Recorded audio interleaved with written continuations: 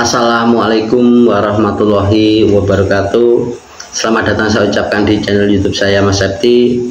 Sahabatku dimanapun Anda berada, semoga senantiasa dalam lindungan Allah Subhanahu wa Ta'ala, dimudahkan rezekinya, sehat selalu dan panjang umur, dan semoga ke depan hidupnya semakin bahagia.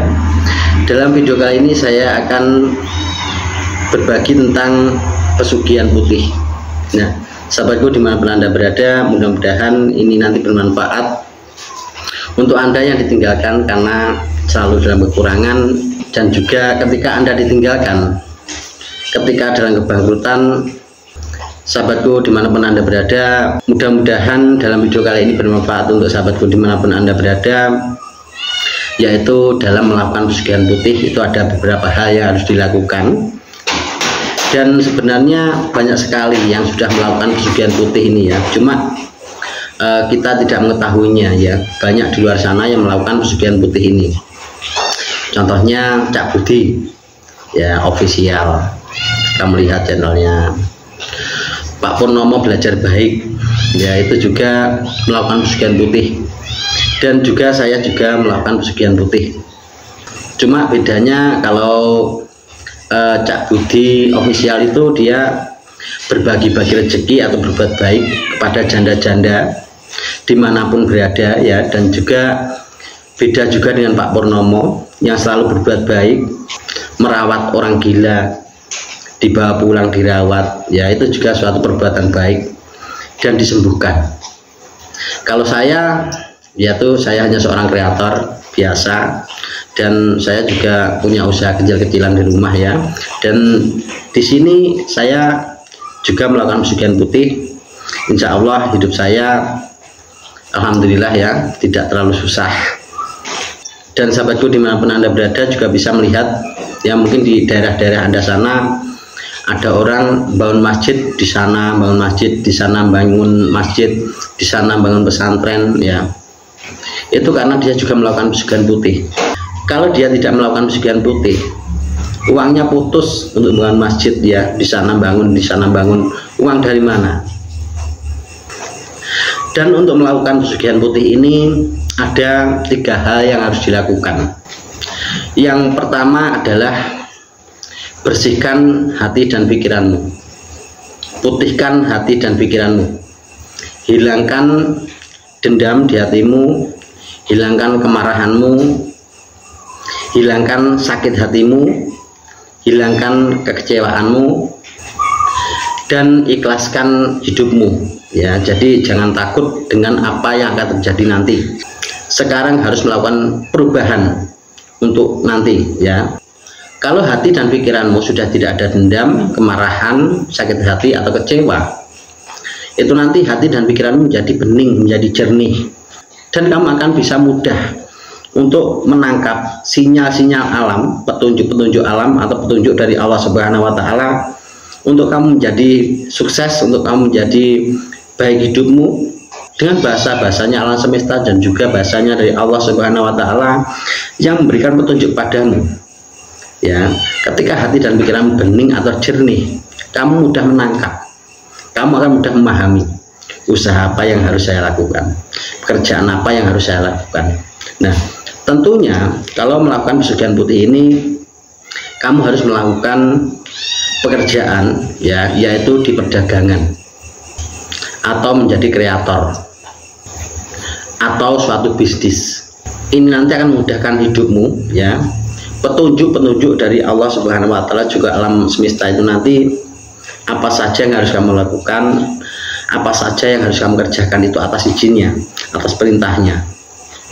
Dan nanti tidak akan terasa ketika kamu melakukan pesugihan putih ini, tiba-tiba dengan berjalannya waktu hidupmu berubah menjadi lebih baik dan makin baik untuk rezekimu, juga untuk kebahagiaanmu. Dan cara yang kedua, perbaiki hubunganmu dengan orang tuamu.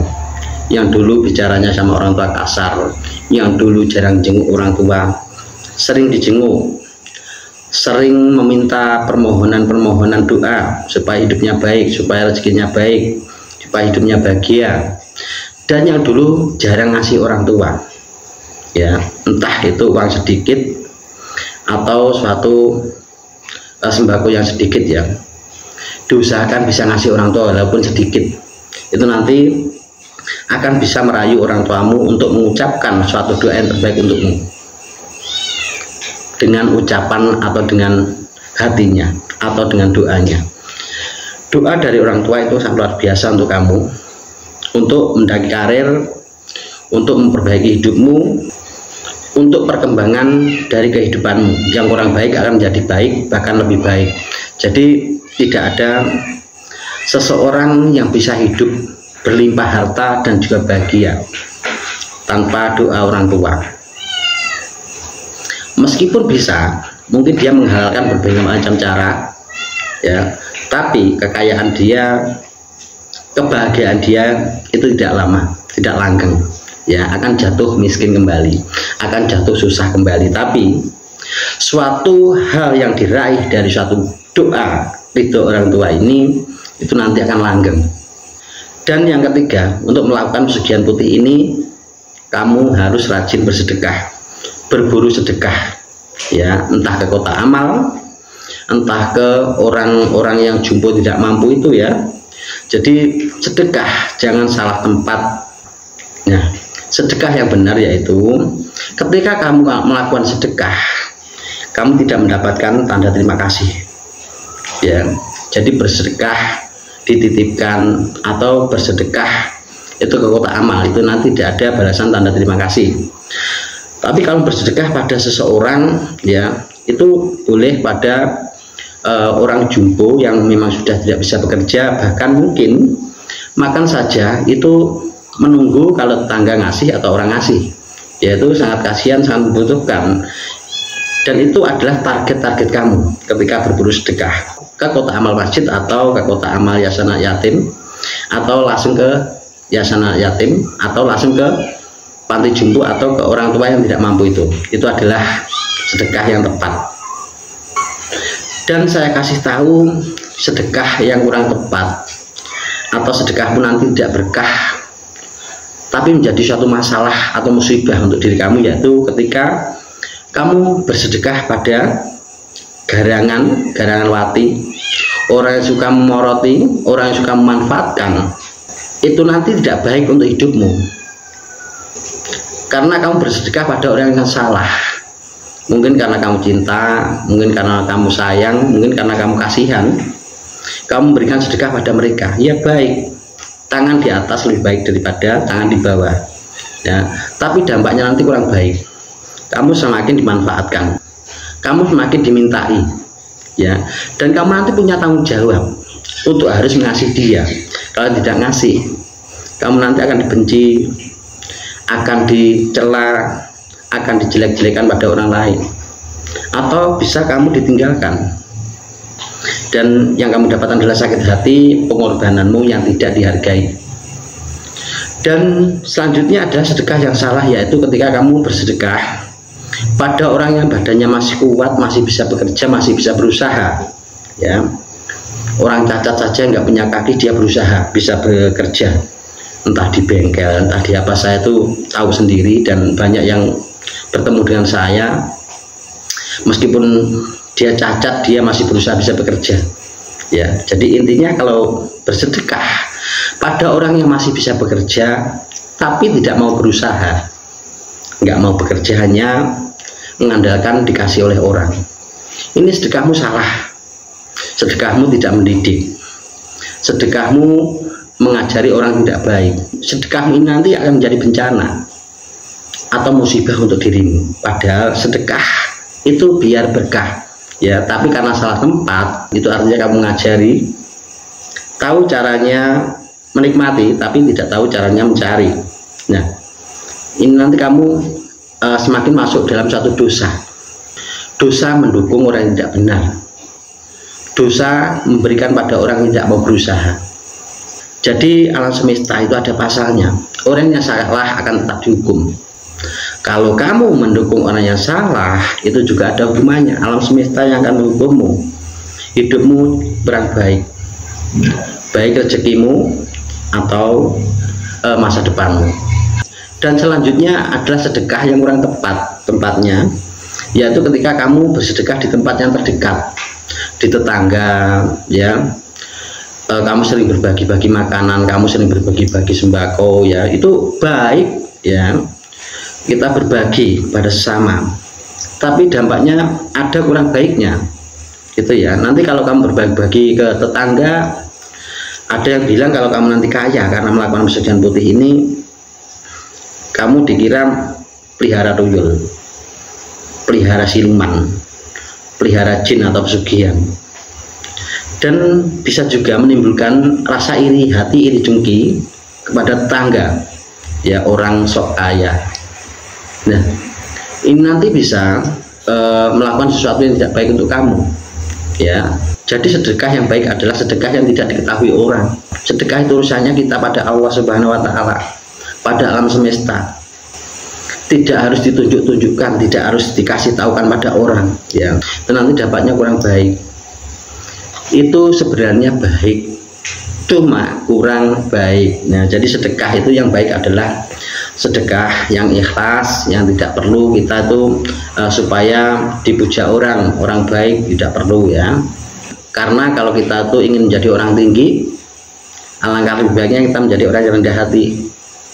Dan sahabatku dimanapun Anda berada, untuk melakukan sedekah, berburu sedekah, ya, ini jangan satu tempat saja, ya. Kita lakukan di mana ada tempat kotak amal, ya, di mana tempat kotak amal masjid atau kotak amal yayasan yatim atau di mana panti jompo, yaitu jangan tetap di situ saja, ya. Berpindah-pindah tempat, itu namanya berburu sedekah di berbagai arah, ya, biar nanti rezekimu datang dari berbagai macam arah. Mungkin tempatnya orang jumbo di sana, ada orang tua kesusahan, nggak punya anak, makan saja nunggu tetangga ngasih, orang ngasih, ya. Mungkin di sana lagi, mungkin di sana lagi, ya, itu yang kamu cari, namanya berburu sedekah. Dan saya kasih suatu gambaran sedekah itu seperti apa sih. Nah, misalnya kamu sedekah uang, kamu harus menebar uang ke kotak amal, ke orang yang sangat-sangat membutuhkan, ya, dia sudah nggak bisa bekerja. Dan sama halnya dengan kamu menebar biji jagung, ya. Satu biji jagung ketika kamu tebar di tanah, yaitu nanti kalau tumbuh sama alam semesta, sama Allah Subhanahu wa Ta'ala, itu nanti akan diganti, ya, tumbuh dan berbuah jagung, ya. Satu biji akan diganti satu tongkol. Kamu sudah kesulitan menghitungnya, ya. Satu biji jagung diganti alam semesta satu tongkol jagung yang isinya beratus-ratus biji. Satu digandakan beratus-ratus biji. Apakah masih kurang? Sedekah kamu Rp1.000 akan diganti Rp500.000. Apakah alam itu tidak adil? Apakah Allah Subhanahu wa Ta'ala itu tidak cinta pada umatnya? Nah, itu adalah sedekah. Ketika kamu sering menebar biji jagung di sana, di sana, di sana, di sana panen, di sana panen, di sana panen, ya, nanti kamu akan berkelimpahan. Kalau tebar jagung berkelimpahan jagung, kalau nebar uang akan berkelimpahan uang. Tapi tentunya kalau melakukan sedekah jangan salah tempat. Itu nanti jadinya tidak berkah, jadi masalah atau menjadi musibah untuk hidupmu. Dan sahabatku dimanapun Anda berada, untuk melakukan pesugihan putih ini, ya, kita harus benar-benar niat, ya. Kita harus benar-benar melakukan sesering mungkin, ya. Dan setelah kamu melakukan pesugihan putih ini nanti, kamu akan bisa merasakan perubahan dalam hidupmu. Dan kamu nanti bisa merasakan ketika alam semesta dan juga Allah Subhanahu wa Ta'ala itu nanti akan memanjakan hidupmu, akan memudahkan hidupmu, akan meluaskan rezekimu, dan akan mencukupi kebutuhan lahir batin hidupmu. Dan sahabatku dimanapun Anda berada, semoga dalam berbagai kali ini tadi bermanfaat, menjadi solusi untuk Anda. Bila ada kata-kata yang kurang berkenan, saya mohon maaf. Ambil positifnya saja, abaikan yang negatif. Saya ucapkan terima kasih sekian. Wassalamualaikum warahmatullahi wabarakatuh.